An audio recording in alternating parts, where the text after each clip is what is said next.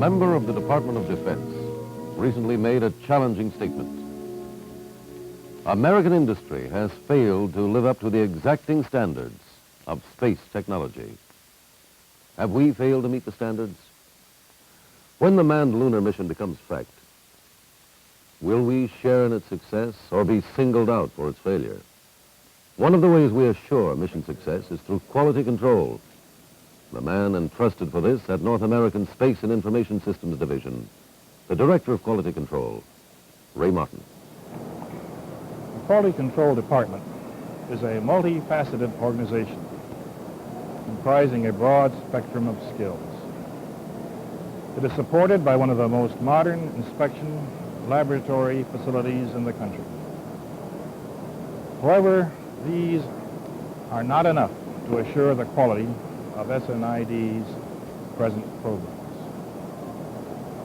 Rather, it is a responsibility in which we all must share. We must be prepared to provide parts, components, subsystems, and systems as near to perfection as possible. Are we meeting this challenge? We can if each of us directs the sum of our diligence, skill, and craftsmanship to the task before us. These are the factors which will decide success. In other words, our job, no matter what it is the end of the line.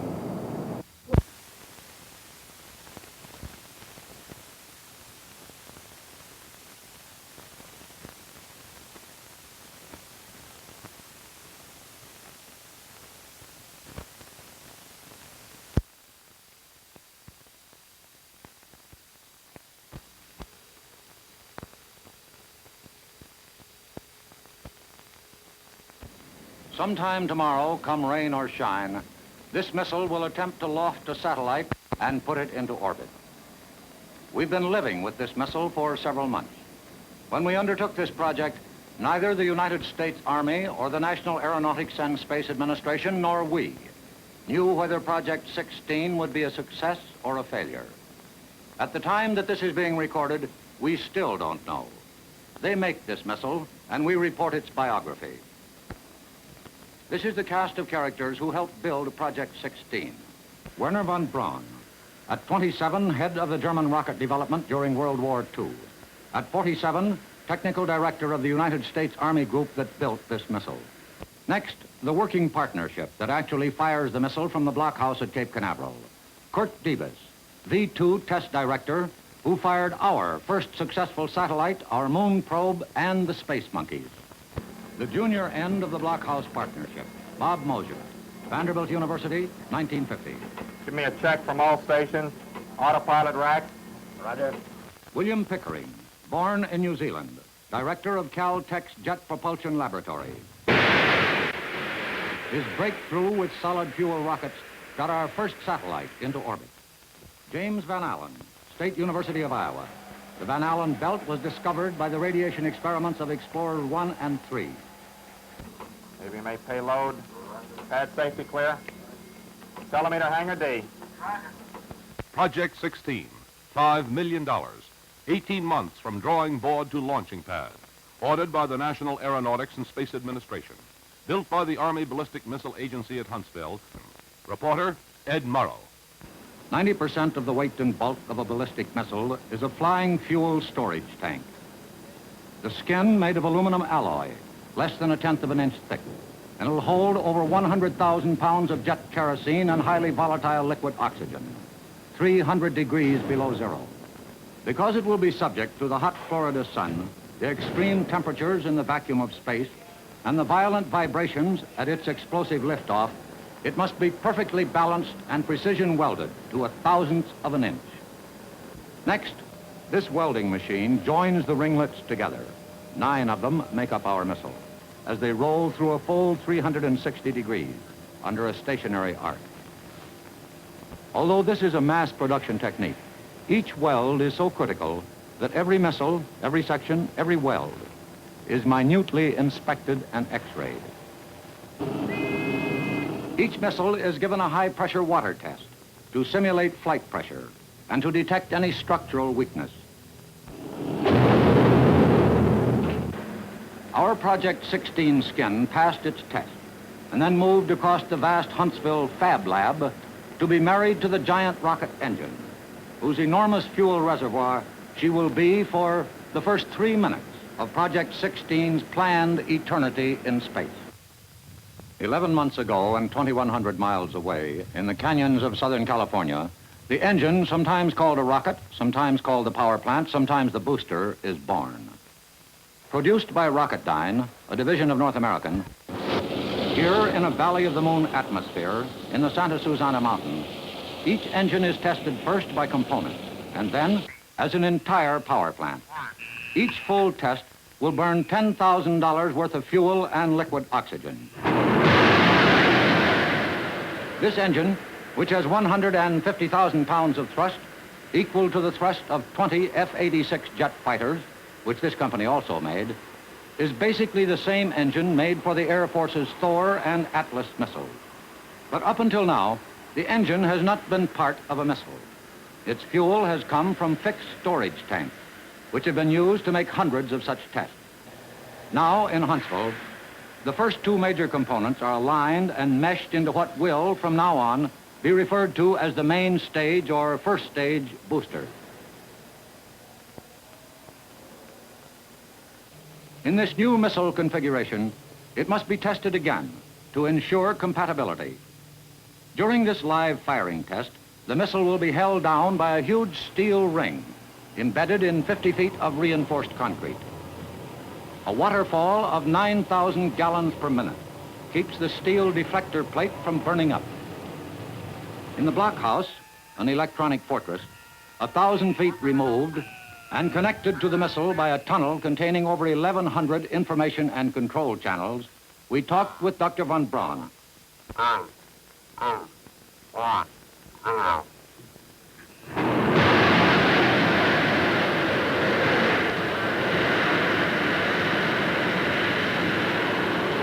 Well, now, Dr. von Braun, what are you working at out here on the left side of that tower, which is, what, about 22 floors high, something like that, isn't it?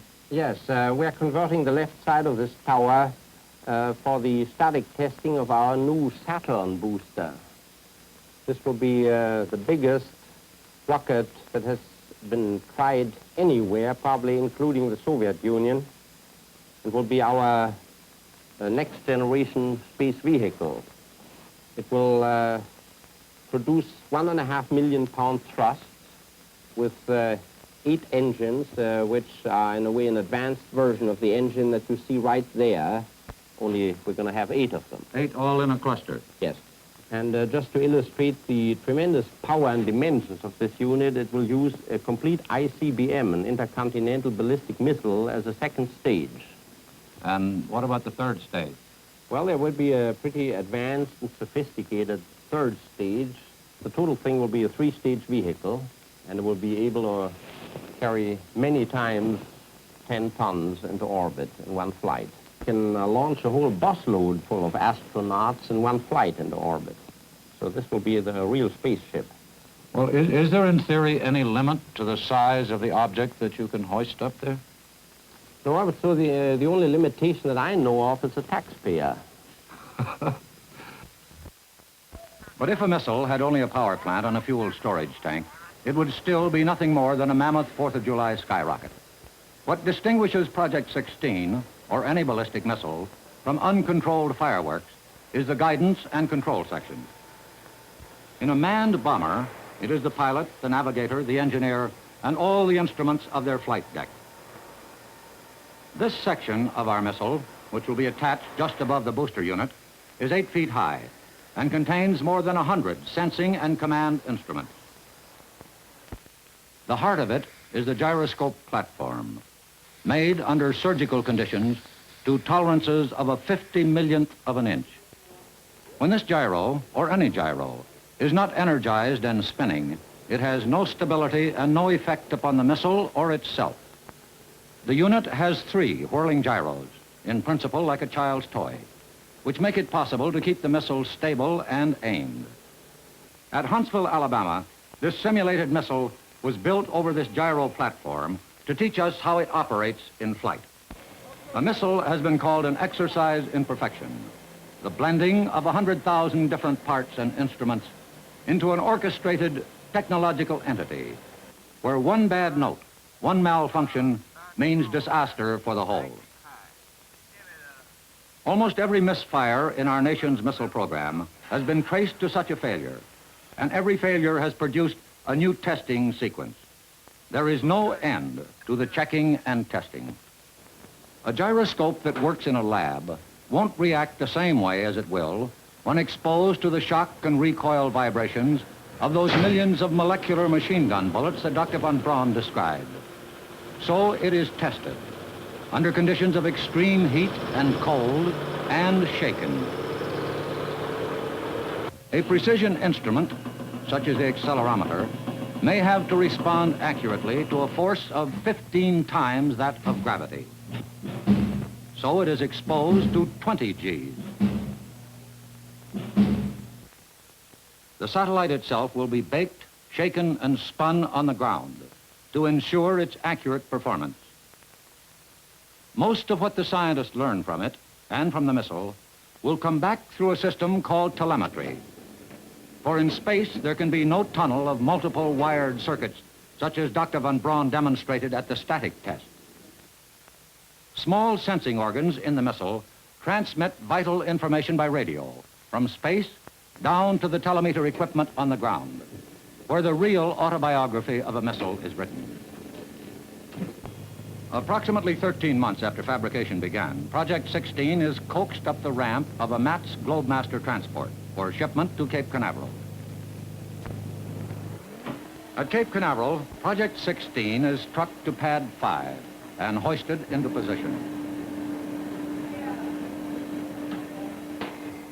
The gantry crane, which will service it for the next 5 or 6 weeks, rolls into place beside it and around it. This is only the first stage, the liquid fuel part, which will hoist the payload only to the edge of space. The final kick, which will last for only a matter of seconds, will develop power equal to 5 diesel locomotives and be in the form of 15 small solid fuel rockets, such as the one we are now looking at. These rockets, arranged in a 3-stage cluster, were pioneered and tested by the Jet Propulsion Laboratory, California Institute of Technology. During a spin test, which is similar to what happens in flight, Dr. Pickering explains to reporter Jack Beck how it works. Now we have the cluster assembled.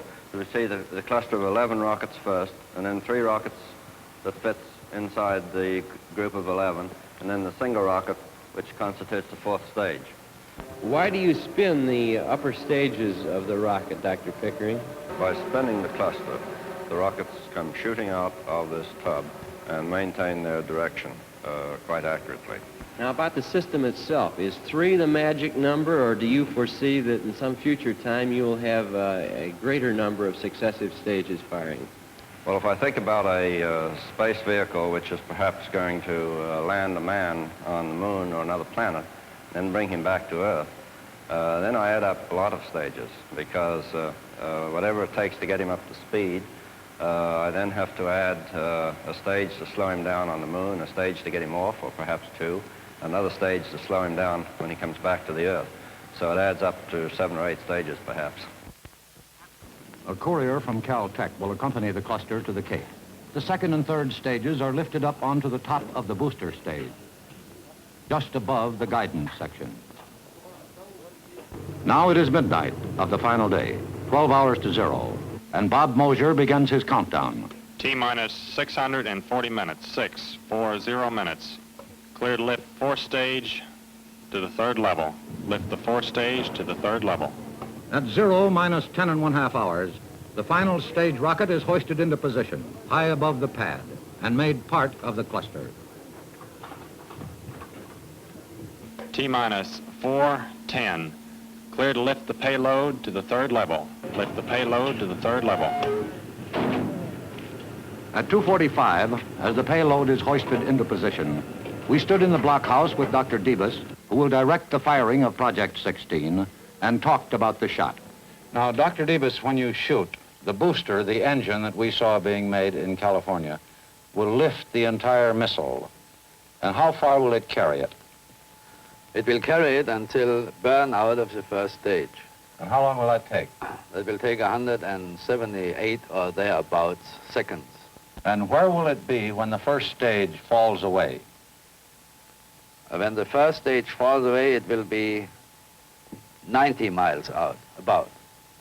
At this point, then, we have obtained sufficient velocity to carry the upper configuration, that is the instrument compartment and the spinning cluster, to the point where we want to ignite the upper stages. Lift the shroud and shroud support on the missile. At 4:45 a.m., the satellite having been secured, the shroud, which covers the payload and the second, third, and fourth stages, is hoisted to the top of the gantry and fastened into place. You have no control once that missile is 1 inch off the launching pad. No control from the ground, right? No control from the blockhouse. The flight safety people can cut it off if it misbehaves. This is the only control that we as humans have. At 6 a.m., fueling begins.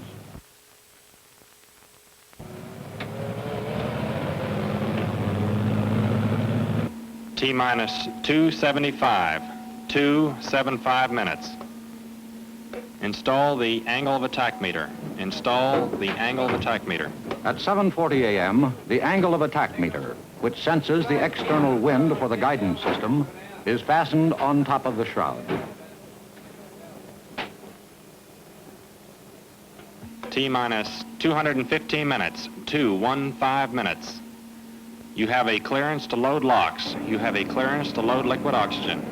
The liquid oxygen is now being pumped aboard. It comes from 3 trucks, is weighed as it goes aboard. There will be about 30 tons of liquid oxygen when the fueling has been completed.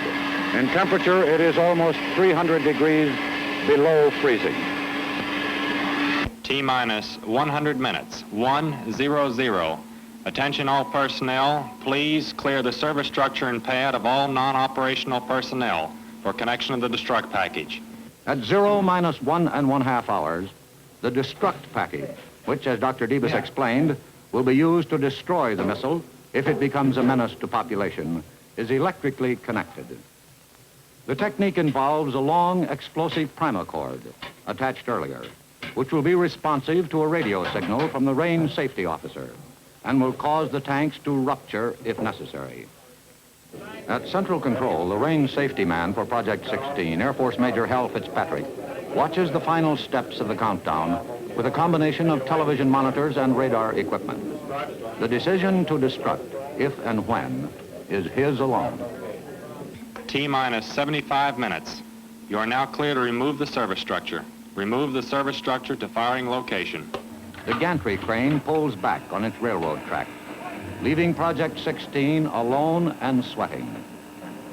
There is less than 55 minutes remaining. All the visitors and brass, except General Barclay, either he or General Medeiros is present at all major shoots, leave the area. Now all the fuel trucks and service vehicles, including the chow wagon and the fire engines, depart as the warning lights and klaxons close the area.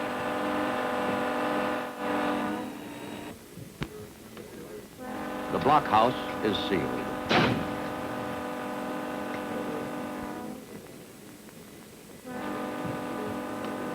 T-minus 13 minutes. Cluster control panel, speed regulator power on. Speed regulator power on. Roger, clear to bring the cluster motors up to launch RPM. Roger. Under the shroud at the top of the missile, the tub holding the cluster of solid fuel rockets begins to spin. 50 RPM. 100 RPM.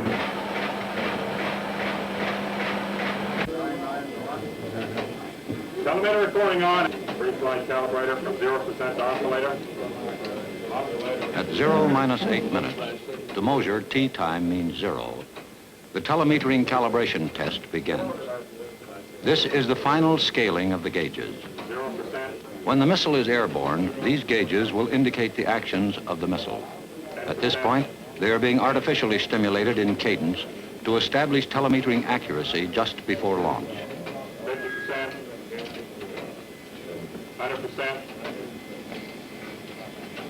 0%. Calibrator on. Force calibration on and off. Telemeter recording off. Flight calibrator off. Man receiver number 1 on. Man receiver number 2 on.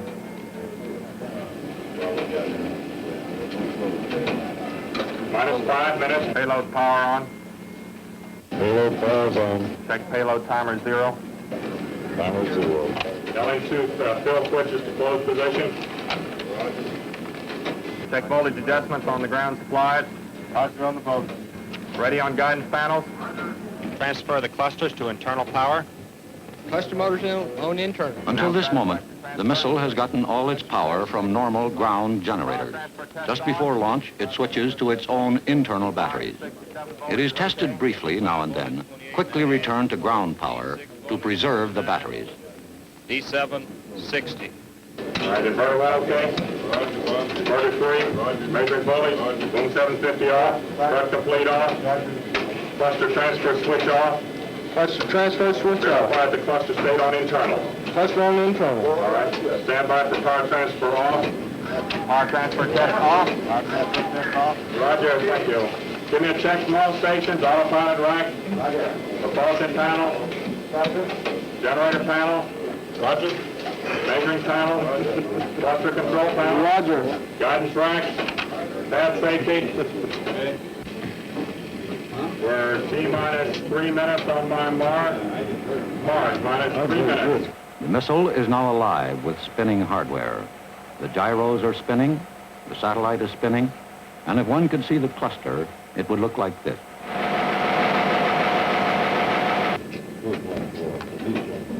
2 minutes, 30 seconds on destruct package. Pad safety note, close your whole fire. You're clear to launch. Range safe indication, roger. Minus 2 minutes. Firing key to launch position. Firing key to launch position. Verify pre-launch out, launch on. Roger. Payload timer 0. Payload timer 0. Equipment length okay. Roger. Stand by to transfer the cluster into internal. 1 minute 40 seconds. 1 minute 35. 1 minute 30 seconds. Transfer cluster to internal power for flight. Cluster on the internal. Verify ready to fire. Roger. Telemeter tape on. Telemeter tape on. On my mark, it'll be 60 seconds.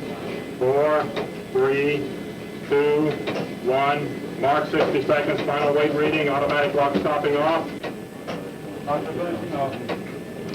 55 seconds. Firing command. Firing command. This firing command button does not actually fire the missile, but sets into motion a series of automated commands, which terminate 45 seconds later with final ignition and takeoff. 20, 22, power transfer. 19. Pressurized. 17, 16, 18. Should it count 10. Fuel start tank pressurized. 5 seconds. 5, 3, 2, Ignition.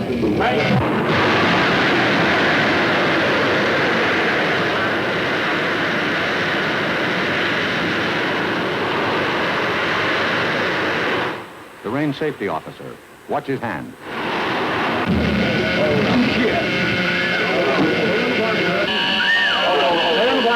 Stay in the blockhouse! Stay in the blockhouse.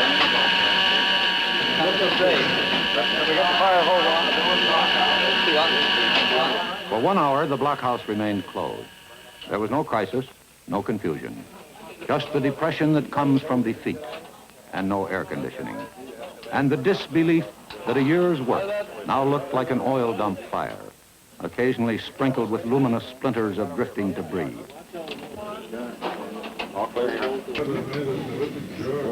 Less than a second.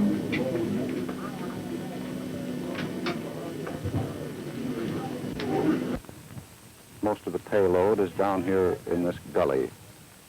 You'll find other bits and pieces of it scattered out here in the smoking debris on the other side of the road. Normally, after a launch, That launching pad is as clean as a dinner plate, and you can see what it looks like now. The life of this missile was a little more than 5.5 seconds. It was blown up by the range safety officer just shortly after it tilted off the pad. The price of missilery is high. You see here only a little bit of it. What you can't see is the fact that thousands of people spent more than a year developing this project, testing it, feeling its pulse, taking its temperature, until they all developed a real affection for it. It came to be almost like a human being. And as you watched them walking around that missile while it was standing there in solitary splendor, you had the feeling that everyone somehow stood up a little straighter than he normally did. The great sense of pride and accomplishment. And then, in 5.5 seconds, it was all over. Dr. Davis, what happened? Well, Mr. Murrow, I think we have traced this failure element back to an inverter, which is a machine to transform DC, this battery power, into a 400 cycle AC, and is used for control purposes. And at liftoff, the missile lost control and tilted over, and was 5 seconds later destroyed by the flight safety officer. And I understand that you have already retrieved that vital part and it's on its way in an aircraft to Huntsville, is that right? This is right, yes. We have checked it, and it has absolutely no output and must have an internal failure developed at liftoff. A twin to this inverter is right here, and you can see where it sticks. That's the one that worked properly, and the other one was... This is right. This one worked properly. The other one is in for a post-mortem. Well, we hope you'll permit us to be with you when you fire the next one. 24 hours ago, when we were shooting some of the assembly of the component parts of this missile, we thought that by this time we would be tracking it while it was in orbit. As you see, this is what is left of Project 16. The disappointment is not the loss of money, the twisted metal, or the man-hours involved. It is rather the fact that had it succeeded, it would have pushed back the frontier of man's knowledge just a little. That payload would have been one of the reaching fingertips of science that would have brought to mankind a little knowledge that he never before had had. So this is the end of this particular project. There will be another, and when it is done, we shall hope to report it to you. A brief footnote is required here. The post-mortem Dr. Davis mentioned was completed less than a week later and revealed that 2 diodes in the inverter, shown here, which should have been 1/4 of an inch apart, touched during vibration at liftoff, shutting off power to the guidance system and causing it to fail. Dr. Davis reports that in the future all inverters will be potted in a special plastic compound to prevent such a thing from happening again. 3 months later, on October 13th, just 2 weeks ago today, they tried again with 16A, the same kind of Juno 2 missile, the identical IGY satellite payload. As before, the countdown started 12 hours before launch time. Liftoff was 10:30 Eastern Standard Time.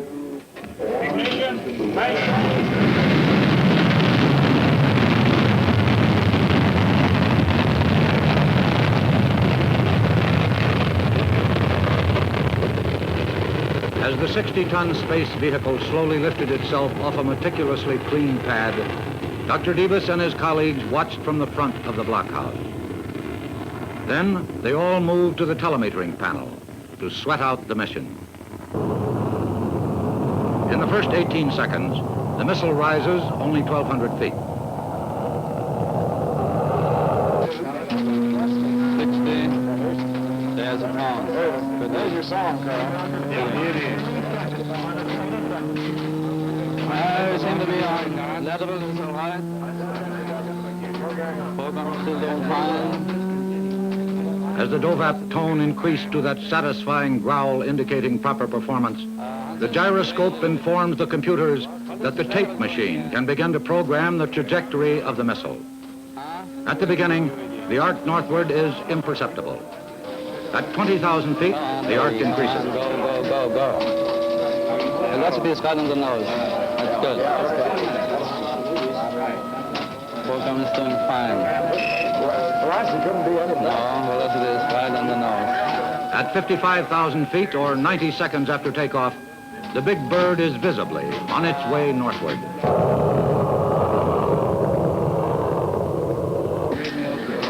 Can you turn up the tone a little bit? Good. Let it sound. Let it sound. The big Jupiter booster, now practically drained of its fuel and liquid oxygen, was scheduled to have cut off its engine after 180 seconds. It came at 179 seconds. Separation, which means the empty booster dropped off from the upper stages, occurred 6 seconds later. This is still okay here. Yeah, one time. It's very quiet. It's very quiet. Very quiet. At 214 seconds, the shroud was jettisoned, again from a signal programmed into the tape machine. Now you have to wait. For the next 6 minutes, there is nothing to do but wait. Can you turn up? Now, right on schedule at 542 seconds, the second stage. The cluster of 11 spinning solid fuel rockets are fired. 9 seconds later, the third stage of 3 rockets fired. Again, 9 seconds later on, or 9 minutes and 45 seconds after liftoff, the final rocket pushing the satellite ignites. Then, at 100 minutes, the Goldstone tracking station in the California mountains tracked the satellite crossing the Pacific coast in its first pass over U.S. soil. The 90-pound scientific payload is now firmly in space, circling the Earth once every 101 minutes. Much will be learned from Project 16A about the cosmos of outer space. But perhaps even more will be learned from the tragedy and failure of Project 16. That is the end of our biography of a missile.